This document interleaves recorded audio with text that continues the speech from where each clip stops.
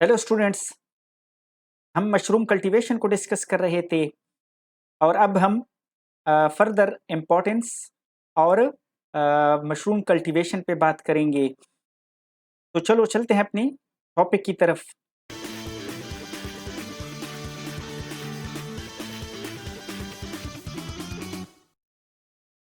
Okay, mushroom cultivation जो है ये हमारे लिए क्यों इम्पोर्टेंट है? क्योंकि ये डायरेक्टली इम्प्रूव करता है हमारी लाइवलीहुड्स को, कि इसके थ्रू जो है हमें जो रेवेन्यू जनरेट होती है उससे जो है इकोनॉमिक हमारा जो है इम्प्रूव होता है। इसके अलावा जो है जो न्यूट्रिशनल वैल्यू है वो भी मशरूम की न्यूट्रिशनल वैल्यू काफ़ी ज़्यादा है। इससे हमें जो है डिफरेंट टाइप के न्यूट्रिएंट्स प्रोवाइड होते हैं और साथ साथ में यही मशरूम जो है ये इनकी मेडिसिनल कंट्रीब्यूशंस भी हैं कि ये मेडिसिन में भी यूज़ होते हैं, तो इस वजह से इनकी काफ़ी ज़्यादा इम्पोर्टेंस है। अच्छा, इसके अलावा जहाँ तक इनकी इम्पोर्टेंस बहुत ज़्यादा है, तो साथ में जो है कुछ मशरूम इस तरह है जो पॉइजनस हैं, हमारे लिए जहरीले भी होते हैं, नुकसानदेह होते हैं और इवन जो है ये लेतल भी होते हैं, यानी डेथ काजिंग भी होते हैं, जिसमें कुछ स्पीशीज़ हैं जिस तरह एमेनिटा फिलॉइडीज़ हैं या लेपियोटा स्पीशीज़ जो हैं ये जिस तरह आप लोगों को इस इमेज में नज़र आ रहे हैं, ये जो है ये लेतल हैं या पॉइजनस स्पीशीज़ हैं।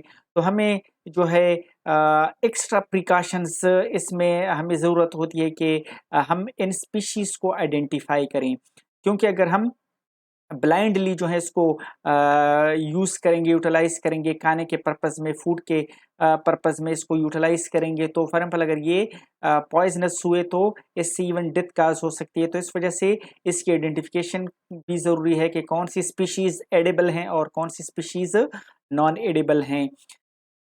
अच्छा, फर्दर जो है हम इंडस्ट्रियल कल्टीवेशन मेथड्स को भी डिस्कस करते हैं, जिसमें फेज़ 1 है। तो अब हम फर्दर जो है जो मशरूम की कल्टीवेशन है वो स्टार्ट करते हैं और इसके लिए फर्स्ट जो रॉ मटेरियल ज़रूरी होते हैं, जो हमें नीडेड होते हैं, जिन रॉ मटेरियल को हम प्रोसेस करते हैं और आगे उन रॉ मटेरियल के ऊपर या इवन हम उसको कल्चर मीडिया भी कह सकते हैं मशरूम के लिए, तो उस कल्चर मीडिया पे हम उसको क्या करते हैं, कल्टीवेट करते हैं मशरूम्स को। तो वो पढ़ते हैं कि फेज़ 1 में हम इनके लिए रॉ मटेरियल को किस तरह प्रोसेस करते हैं या प्रिपेयर करते हैं। तो फेज़ 1 में कहते हैं कि फर्स्ट जो है जो स्ट्रा है या मैन्योर है, ये जो है इसको हम क्या कर देते हैं, थॉरोली मिक्स्ड कर देते हैं हीप्स की शक्ल में या ढेर की शक्ल में, जिस तरह आप लोगों को इस इमेज में नज़र आ रहा है कि हम जो इनके लिए जो रॉ मटेरियल यूज़ करते हैं उनके जो है ये लार्ज हीप्स की शक्ल में ये मैन्योर या स्ट्रा वगैरह हम क्या कर देते हैं, इसको मिक्स कर देते हैं आपस में।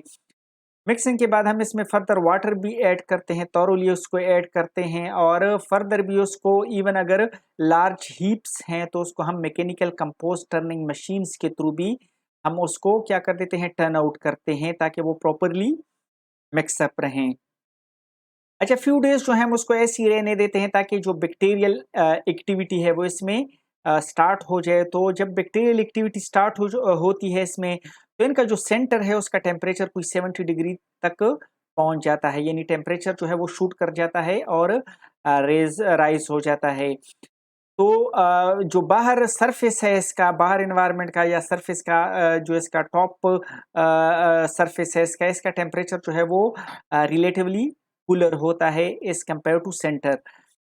तो ज़्यादा देर तक हम हाई टेम्परेचर को भी इनसाइड द कोर जो है वो नहीं रहने देते, क्योंकि इससे जो बेनिफिशियल माइक्रो ऑर्गेनिजम्स होते हैं वो किल हो सकते हैं, क्योंकि मोस्टली जो मेसोफिलिक स्पीशीज़ हैं, मेसोफिलिक फिश स्पीशीज़ जो हैं वो हाई टेम्परेचर पे किल हो जाती हैं और वो मेसोफिलिक स्पीशी बेनिफिशियल भी होती हैं, क्योंकि वो क्या करते हैं, डिग्रेडेशन करते हैं, बायोडिग्रेडेशन करते हैं या कंपोस्ट को प्रोड्यूस कर देते हैं। तो इस वजह से हम रेगुलरली क्या कर देते हैं, जो कोर कोर साइड है यानी इनसाइड साइड है उसको हम क्या कर देते हैं, आउट की तरफ जो है उसको टर्न कर देते हैं। तो इस तरह हम रेगुलरली इस हीप को जो है इनसाइड आउट टर्न करते रहते हैं कि वो हर जो है कंपोनेंट जो है उसको प्रॉपर टाइम मिले कि वो जो है इस डिग्रेडेशन या बायोकंपोस्टिंग के प्रोसेस से वो गुजरे।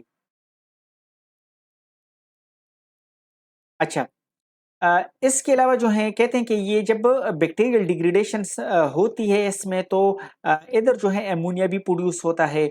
अब एमोनिया क्यों प्रोड्यूस होता है? क्योंकि जो प्रोटीनेशियस कंटेंट होती हैं, तो जिस तरह फॉर एग्जाम्पल प्रोटीन या अमीनो एसिड्स होते हैं, उससे जब बैक्टीरिया उन अमीनो एसिड की डिग्रेडेशन करते हैं तो इससे अमीनो ग्रुप को रिलीज करते हैं और उससे एमोनिया की फॉर्मेशन होती है। और मोस्टली इधर एनारोबिक बैक्टीरिया होते हैं जो एमोनिया प्रोड्यूस कर देते हैं। तो ये एमोनिया जो है वो रिलीज होता है और हमें स्मेल जो है वो फील होता है। तो अच्छा, ये जो फेज़ 1 है, कहते हैं कि इधर जो है हम कोशिश करते हैं कि ये जो कंपोस्टिंग प्रोसेस है उसमें क्या हो जाए, यूनिफ़ॉर्मिटी हो। और वो यूनिफ़ॉर्मिटी हम किस तरह लाते हैं? By thorough mixing. तो यानी हम इस हीप को, इस रॉ मटेरियल को रेगुलरली मिक्स कर देते हैं, तो इससे ये होता है कि यूनिफ़ॉर्मली जो है ये थॉरोली हम इसको मिक्स करके यूनिफ़ॉर्मिटी अचीव कर देते हैं। इसका फ़ायदा ये होता है कि हर कंपोनेंट को, हर पार्ट को जो है इक्वल चांस मिल जाता है कि वो ज़्यादा यानी कुछ टाइम के लिए जो है वो हॉटर कोर में रहे। तो हॉटर कोर में ये होता है कि उनकी जो है वो क्या हो जाती है, उनका टेम्परेचर जो है वो हाई होता है, तो उस टेम्परेचर पे जो है वो कंपोस्ट में जल्दी जो है वो उसकी बायोडिग्रेडेशन होती है।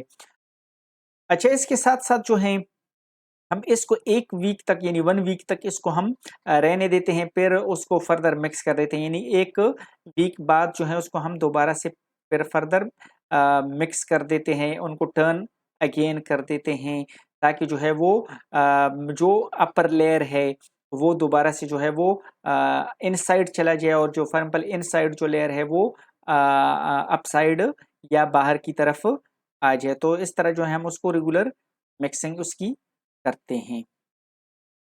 अच्छा, ये तो फ़ेज़ 1 था। अब जो है हम फिर फर्दर फ़ेज़ 2 पे जाते हैं। तो फ़ेज़ 2 को जो है ये डिफरेंट नाम लेते हैं, पीक हीट या पाश्चराइज़ेशन या स्वेट आउट भी इस प्रोसेस को कहते हैं। और इधर मोस्टली क्या होता है, कंटिन्यूएशन ऑफ कंपोस्टिंग प्रोसेस, यानी कंपोस्टिंग प्रोसेस इसमें होता है, कंपोस्ट की फॉर्मेशन होती है। लेकिन इसमें ये होता है कि हम फर्दर मिक्सिंग नहीं करते और इसको कंट्रोल कंडीशंस पे यानी टेम्परेचर और प्रॉपर एयर उसको मेंटेन करते हैं। तो इधर मेनली हमारे पास कंपोस्ट बनता है और इधर जो है इसको फिर हम लेके जाते हैं किसी एक खास जगह पे, जिस तरह बिल्डिंग है या रूम है या कोई एक पोर्शन है उस पे, जहाँ पे प्रॉपरली जो है एयर सर्कुलेट होता है। तो एयर सर्कुलेशन जो है इस वजह से भी ज़रूरी होती है कि फॉर एग्जांपल ज़्यादा अमाउंट में उधर कार्बन डाइऑक्साइड जमा ना हो, तो प्रॉपर जो है एरेशन हो, वेंटिलेशन सिस्टम उधर मौजूद हो। इधर जो है कहते हैं कि इधर भी टेम्परेचर जो है वो 60 डिग्री सी तक राइज़ होता है और उसको हम सेवरल आवर्स तक 60 डिग्री सी पे उसको रखते हैं। अच्छा, उसके बाद जो है फिर फर्दर क्या होता है कि अ ये जो है जो वेंटिलेशन होती है उससे जो टेम्परेचर होता है, फॉर एग्जाम्पल जो 60 या 70 डिग्री सी टेम्परेचर अचीव कर लेता है पाश्चराइज़ेशन टेम्परेचर ना, वो फिर डाउन हो जाता है और ये तकरीबन 50 डिग्री सी पे आ जाता है और यही 50 डिग्री सी हम 4 टू 6 डेज़ तक मेंटेन रखते हैं।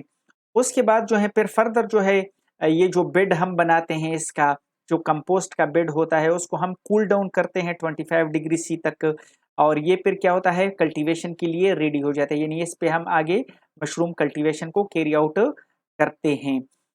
और इधर जो है हमारे पास जो natural drop in temperature, in temperature drop होता है और फ्री एमोनिया जो है वो प्रोड्यूस नहीं होता।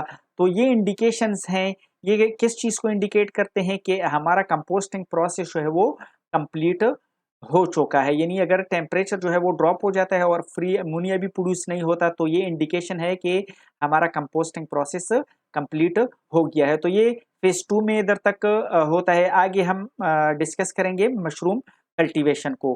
तो इंशाल्लाह मिलते हैं नेक्स्ट लेक्चर में। Okay, thank you so much. See you.